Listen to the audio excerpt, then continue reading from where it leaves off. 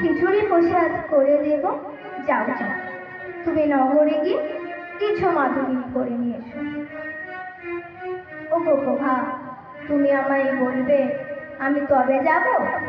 প্রতিদিন নাই, আজ জগবন্ধু জগন্নাথে নিত্যকর্ম করে প্রত্যেকটা নগরে নগরে মাথা করে চিৎকার করেছে, কিন্তু শোনো প্রভা, কেউ আমায় কৃপা করেনি, কেউ আমায় করুণা করেনি, কেউ আমায় এক মুষ্টি তণ্ডুল ভিক্ষা দেয়নি।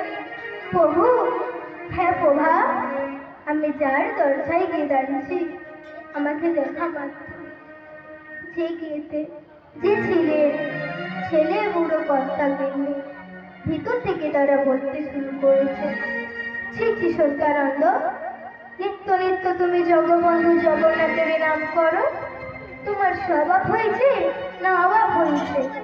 তাই তারা আমাকে দেখা মাত্র দরজাটাকে বন্ধ করে দিয়েছে। যেদিন থেকে 7 পাকে বন্ধনে বন্দী হয়ে স্মৃতিতে লোলাটে সিঁদুর দিয়ে তীর মর্যাদা দিয়ে আমি আমার ঘরের ঘরণী করে নিচ্ছি, সেদিন থেকে জানতে কোনোদিন আজ পর্যন্ত তোমার কাছে মিথ্যা কথা বলিনি। আর তুমি বলছো কি না আমি মিথ্যা কথা বলেছি? না না প্রভু, আমি তা বলছি না, আমি শুধু জানতে চাইছি, সত্যি সত্যি কি নগরবাসী তোমাকে দেখা মাত্র দরজাটাকে বন্ধ করে দিয়েছে? হ্যাঁ গো প্রভা, তোমার ভাবের অর্থন নাই, আমাকে দেখা মাত্র যে গিয়েছে যে ছেলে বুড়ো কর্তা, কিন্তু ভিতর থেকে তারা আমাকে দেখা মাত্র দরজাটাকে বন্ধ করে দিয়েছে। বিধিরে তোর আদালতে কেমন বিচার বল, বিধিরে তোর আদালতে কেমন বিচার বল, বিধিরে তোর আদালতে কেমন বিচার বল, বল বল বিধিরে তোর আদালতে কেমন বিচার বল,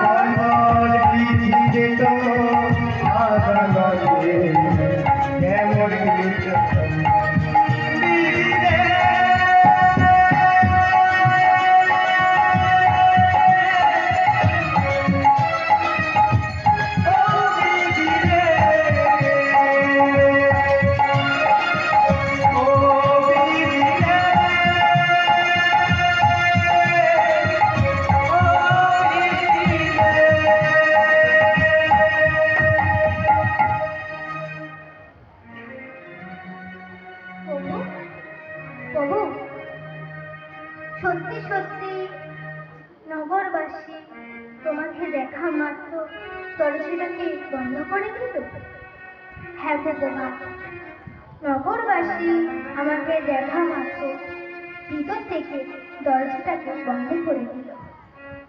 বেশ করেছে প্রভু, ভালো করেছে। নগরবাসী যা করার কথা ছিল তাই করেছে। তোমার আমার প্রতি করুণা করেছে, দয়া করেছে, কৃপা করেছে। প্রভু এক মুষ্ট তন্ডুল ভিক্ষা দিল না, আর তুমি বলছো কি না বেশ করেছে, ভালো করেছে।